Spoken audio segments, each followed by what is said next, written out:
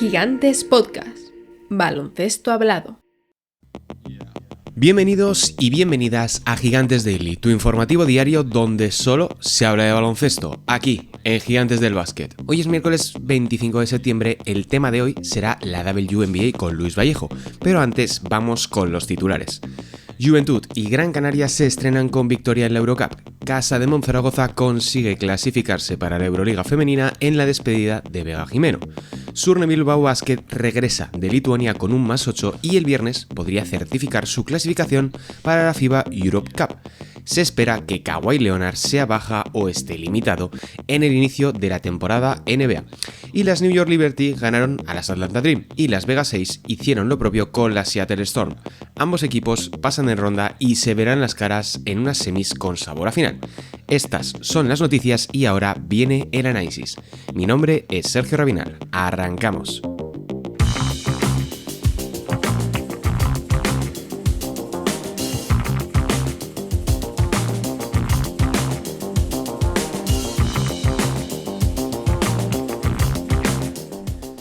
Este domingo empezaron los playoffs de la WNBA, una competición y una temporada que ha despertado un gran interés en la afición después de ese desembarco tan mediático y tan llamativo de Caitlin Clark y Angel Reese, que se ha unido a la ya consagrada Sabrina Ionescu para hacer de la WNBA uno de estos acompañantes durante el verano en la temporada de baloncesto y uno de los principales focos del deporte de la canasta. Estamos ahora mismo inmersos en la primera ronda de los playoffs. Ahí podéis ver que estoy proyectando ya cómo marcha cada una de las eliminatorias en juego, pero más allá de resultados de globales, hoy en Gigantes Daily queremos hacer un poco balance de lo que ha sucedido y de lo que puede suceder en el resto de estos playoffs de la WNBA. Para ello ya tengo aquí a mi lado a Luis Vallejo, que es toda una referencia en baloncesto femenino y, como siempre, uno de mis compañeros favoritos aquí en Gigantes del Básquet.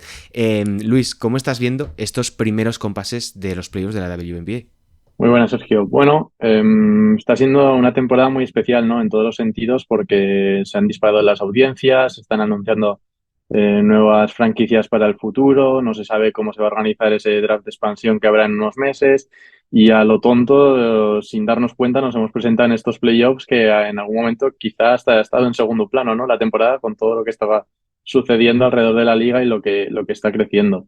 En cuanto a los playoffs, yo creo que hay un claro favorito esta temporada, las New York Liberty, que en relación con los últimos años sí que están en un punto, han alcanzado un punto del proyecto mucho más maduro, mucho más cerca de esa cumbre, ¿no? Que se le puede suponer, pero que luego pues estas cosas deben demostrarse en pista, como lo hicieron en ese primer partido, ¿no? Contra las Atlanta Dream. Sí.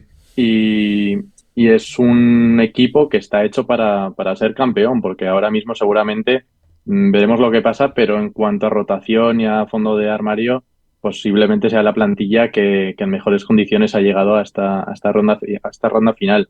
Luego, a partir de ahí, bueno, pues hay un abanico de equipos en un segundo escalón, en el que siempre te puede dar alguna sorpresa uno u otro, y luego Las Vegas Aces, que yo creo que está todo el mundo un poco expectante porque no han tenido la temporada ideal, han tenido ciertos problemas, sobre todo hasta que llegó Chelsea Gray, luego Chelsea Gray ha ido cogiendo ritmo, a nivel defensivo no han estado en el mismo punto que otras temporadas, pero es cierto que si llegan a este punto de la temporada en un nivel cercano a los últimos 2 años y muestran su mejor versión de esta campaña en esta fase final, nadie las puede descartar para conseguir un tercer título consecutivo, que ya sería algo absolutamente histórico, siendo dos ya algo que no pasaba desde Los Ángeles Sparks a principios de siglo.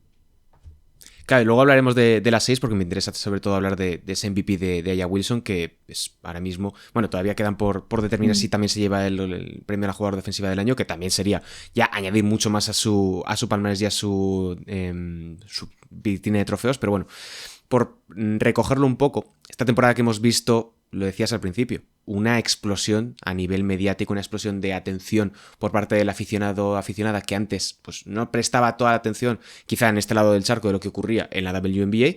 Y claro, aquí hay que hablar de alguien fundamental como ha sido Caitlin Clark y Angel Reese, en ese contraste, en ese choque entre las dos jugadoras, que hace unas semanas te escribía para ver si teníamos opción de poder grabar y tratar de explicar por qué ha recibido Caitlin Clark o ha tenido más bien una reacción en base de odio por parte de pues, sectores de los aficionados, de la prensa e incluso a veces yo te diría, sin conocer tanto la realidad, de algunas jugadoras. Y claro, todo esto mientras unas Indiana Fever que han conseguido meterse en playoffs por primera vez desde 2016, que refleja un poco ese efecto Caitlin Clark en el juego, que claro, estamos hablando de una novata que ha dejado unos números, unas sensaciones y un nivel de juego yo creo que excepcional. No sé cómo lo ves tú, pero claro, ¿cómo valoras, poniendo sobre todo en perspectiva que estamos hablando de una jugadora que acaba de desembarcar en la liga profesional? A ver, la temporada de Caitlin Clark, empezando por la parte del juego, ¿no? De todo lo que has mencionado, ha ido de menos a más claramente. El primer mes era una situación muy complicada, no solo por el hecho de llegar a la WNBA, que ya de por sí es mucho más complejo que, por ejemplo, seguramente nos estará escuchando mucha gente que sigue la NBA. Bueno, a mí me parece un contexto totalmente diferente ese primer escalón, ¿no? Que tienen que dar las rookies, porque la temporada universitaria termina en marzo y estamos hablando que un mes después las jugadoras, bueno, un mes y medio después las jugadoras ya están compitiendo en la WNBA y en ese mes y medio tienen el draft, tienen que empezar a entrenar con las franquicias, no conocen a sus compañeras, entonces es un periodo muy comprimido de tiempo en el que te tienes que adaptar a todo un mundo nuevo en el que vas a estar pues más o menos años, depende de qué jugadora. Partiendo de esa base, además se sumaba que en Indiana Fever tenía posiblemente el calendario más complejo de toda la competición, tanto por número de partidos como rivales. Ahora hablo de memoria, pero eran 2 encuentros contra las Liberty, estaba también Connecticut con otro par de encuentros, Las Vegas Aces, es decir, todos los candidatos al anillo en ese mes concentrados. Entonces, toda esa situación, bueno, dio pie al inicio que vimos, que era un equipo totalmente en construcción, que se venía abajo relativamente fácil ante cualquiera de estas franquicias grandes y que le costó mucho arrancar, pero es cierto que en primera instancia, en ese mes antes de que llegara el parón olímpico y también después, que yo creo que le ha venido también muy bien a la propia Caitlin Clark el parar un poco en cuanto a baloncesto por todo ese periodo sin descanso que llevaba acumulado uniendo la NCAA, a partir de ahí se ha mostrado un equipo totalmente diferente.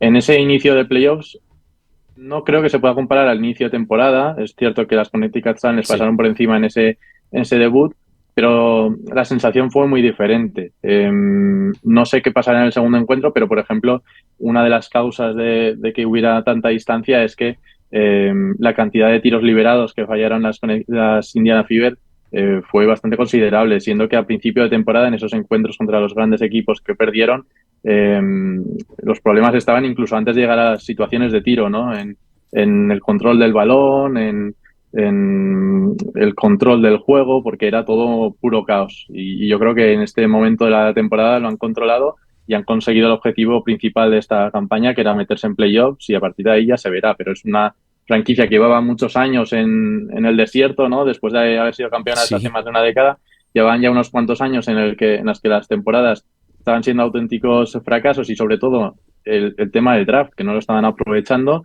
Y bueno, en estas últimas 3 campañas, con Aliyah Boston, Alisa Smith, la propia Caitlin Clark que ha dado ese salto final al equipo, ya están en otra situación totalmente diferente. Y luego lo que ha pasado todo fuera de las canchas. Nos daría para un programa entero para debatir y analizar, porque yo creo que no hay una causa ni solo una situación concreta de la que hablar.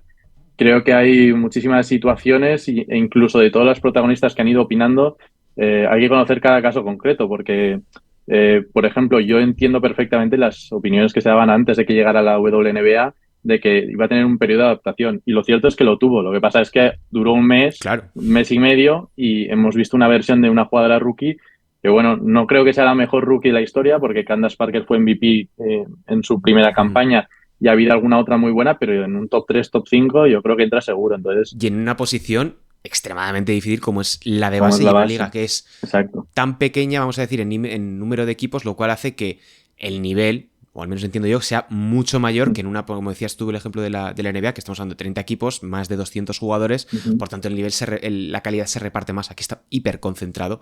De hecho, solamente hace falta ver que se han quedado fuera de playoffs por muy poquito varios conjuntos. Pero dejando un Y, poquito... y Sí, un dime. pequeño detalle más que también hay que tener muy en cuenta, sin entrar en casos concretos ni en comentarios, porque ya digo que nos llevaría mucho más tiempo. También hay que tener muy en cuenta que la WNBA es una competición que tiene una gran mayoría de jugadoras afroamericanas y que en cuanto al seguimiento de la liga, la base de aficionados que ha estado los últimos años y que lleva bastante siguiendo la competición, también va un poco en esa línea y también en sectores de población con situaciones muy diferentes a las que puede ser la NBA u otro tipo de Sí. competiciones. Entonces, analizar estas situaciones solo en base a lo que tenemos en cuenta cuando hablamos de NBA o de otras competiciones que no tienen que ser baloncesto, es muy diferente a lo que se ha Claro. visto en la WNBA en los últimos años. Entonces, bueno, si encontramos el hueco ya hablaremos de todo ello. Sí, no, va a haber hueco para hablar sobre esto porque esperemos que Caitlin Clark no se nos vaya muy rápido ni tenga ningún tipo de lesión, porque es un espectáculo verla jugar y ya simplemente basta ver que incluso yendo por la calle te encuentras a chiquillas con la camiseta de Caitlin Clark, que es vamos, la primera vez que yo me encuentro aquí con una camiseta de la WNBA en España. Pero bueno, dejando un poco de lado el tema de Caitlin Clark, sí que me interesaría hablar ya un poco más realmente las franquicias candidatas al anillo, candidatas al campeonato, porque lo decías tú, es que las Liberty ahora mismo cuesta mucho pensar que pueda hacerle frente a alguien, incluso con las Vegas 6, por lo poco que he podido ver de ellas. Pero claro, viendo el equipo que tienen, viendo la plantilla con la que se han plantado las Liberty en estos playoffs, casi nos hemos olvidado de que Sabrina Ionescu llegó hace 4 días también a la WNBA y que era la llamada a ser la gran cara de la liga. Pero es que ha conectado de una manera con Brianna Stewart, ese fichaje tan reciente por las Liberty, ha cambiado tanto el equilibrio de fuerzas en la competición, que puede ser el inicio, si estamos hablando también del inicio de una potencial dinastía por parte de las Vegas 6, mucho ojo también con las Liberty porque tienen un plantillón.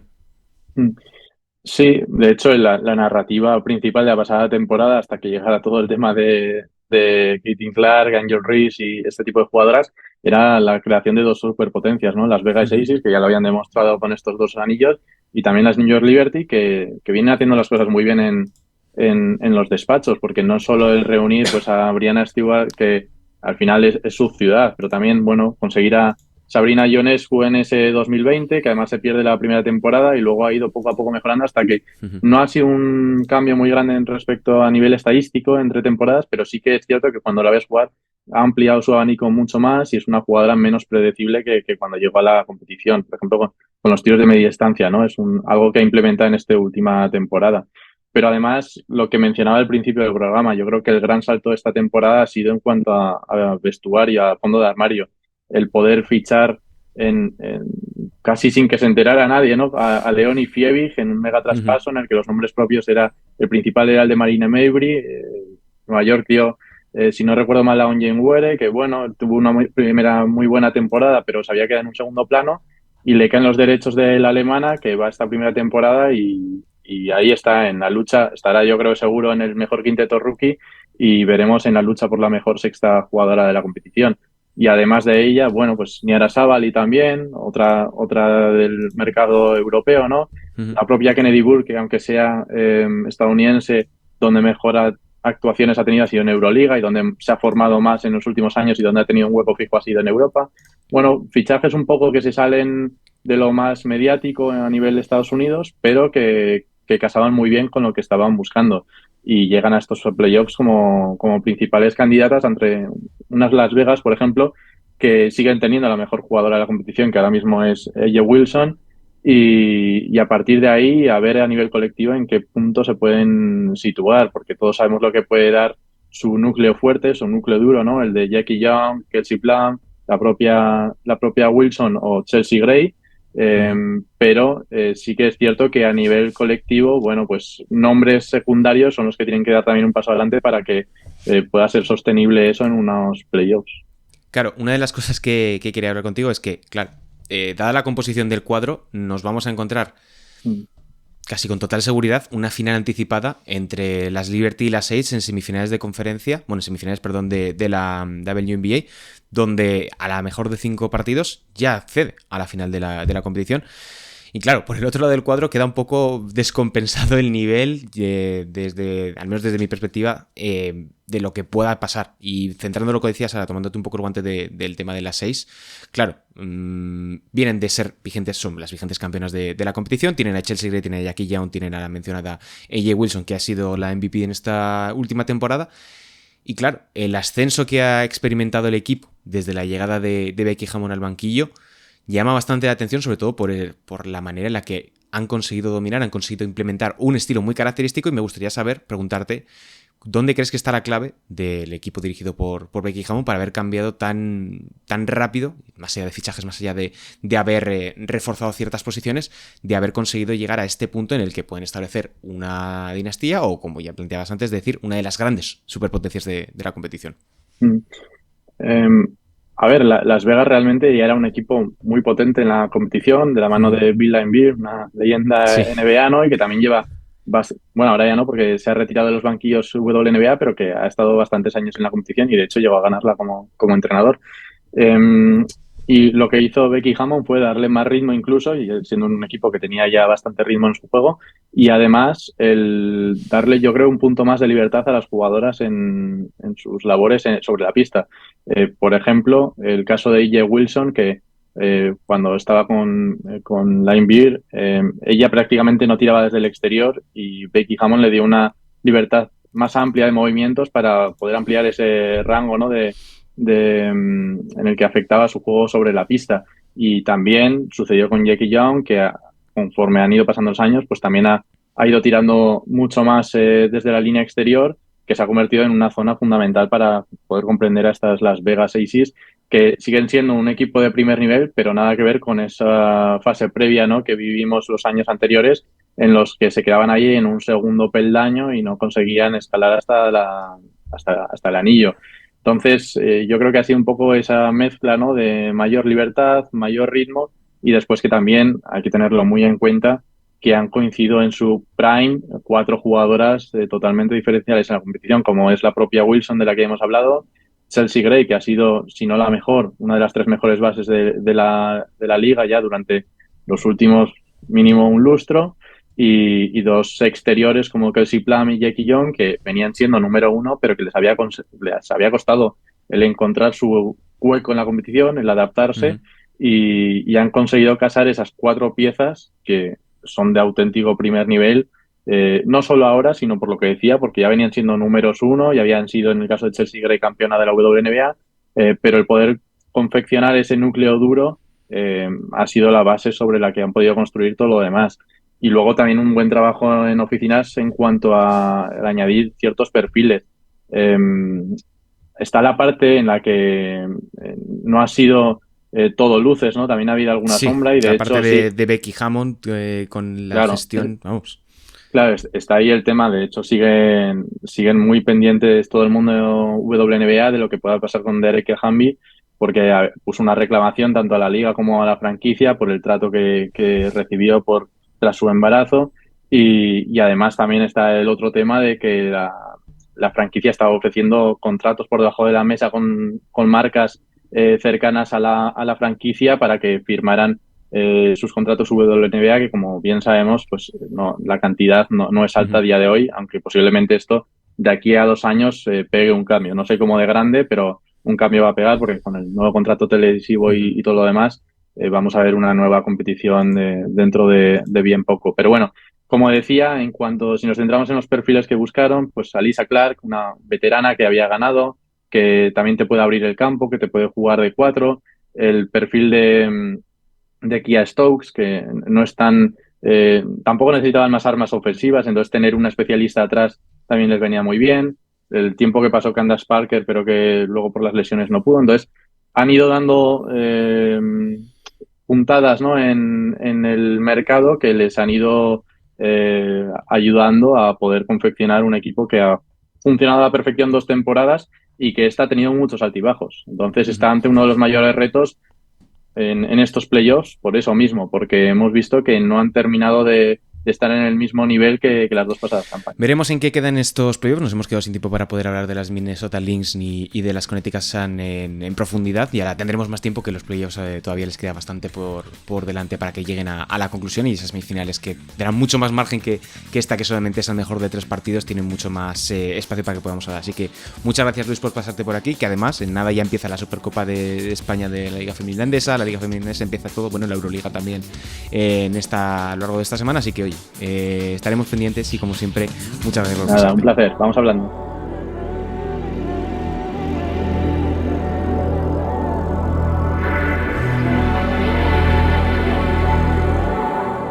Aquí Aquí concluye el Gigantes Daily de hoy, miércoles 25 de septiembre de 2024. Recuerda que tienes mucho más contenido aquí, en Gigantes del Básquet, ya sea en audio, ya sea en podcast, ya sea en vídeo, ya sea en web, ya sea en redes sociales, porque estamos en todos los lados. Además, recordaros que podéis comprar la guía de la Liga Endesa que hemos sacado este mes de septiembre. La podéis comprar aquí, en gigantes.com/tienda.